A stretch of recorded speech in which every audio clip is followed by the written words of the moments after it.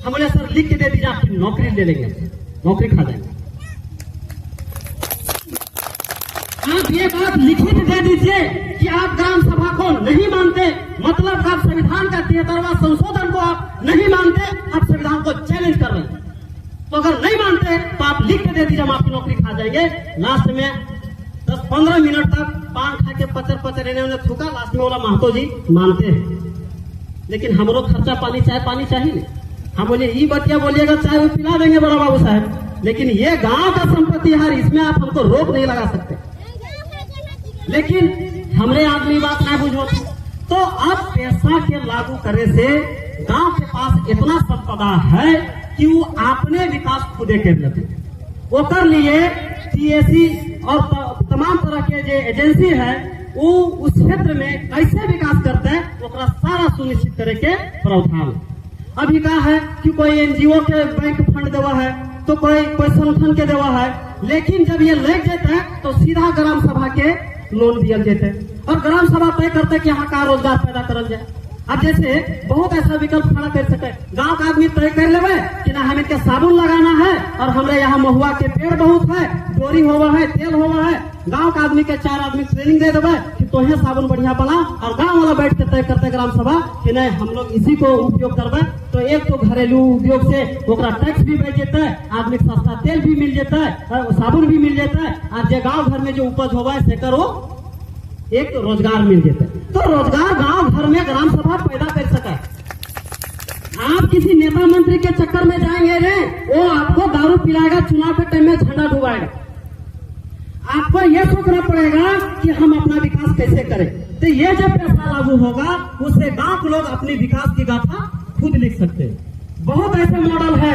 मेढ़ा लेखा गांव है एक मध्य प्रदेश में, उस गांव के लोगों ने कहा कि ये जो जंगल है इस जंगल में बांस पे हमारा अधिकार है। बहुत बड़ा टकराहट हुआ, लास्ट में फाइनल हुआ, ग्राम सभा लड़ाई को जीता और उस बांस को बेच के साल में 3 करोड़ 4 करोड़ लोग कमाता है और सबके घरों में बढ़ता है और आर्थिक संपन्नता ऐसे आता है।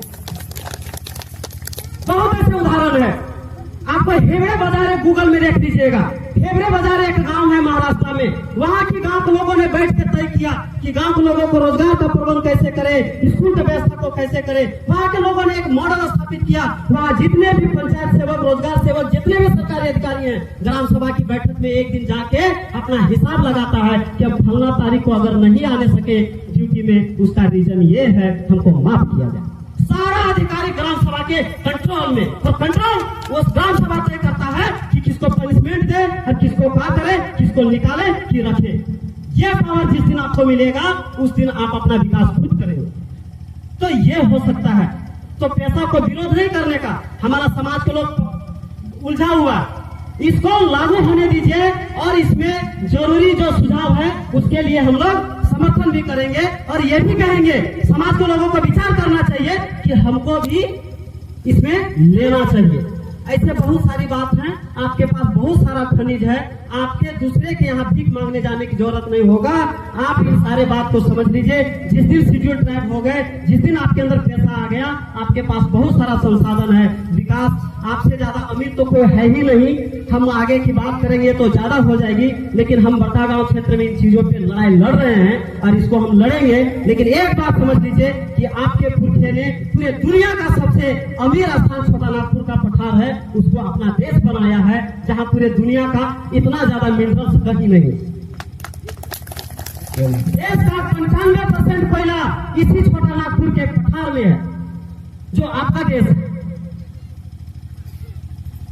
देश का 40% खनिज संपदा सिर्फ झारखंड देता है और आपके पूर्वी वाले क्षेत्र है। तो आप समझ नहीं रहे हैं कि ये आरक्षण की लड़ाई नहीं है, ये पहचान की लड़ाई है। अगर इस पहचान को पा लिए ने, आपसे ज्यादा अमीर कोई नहीं होगा। यही बात कह के कि आप लोग जो बताया जा रहा है उस बात को समझने का प्रयास करिए। अगर हम लोग अभी नहीं समझे तो आने वाले समय में हम लोग इसको रिकवर नहीं कर पाएंगे।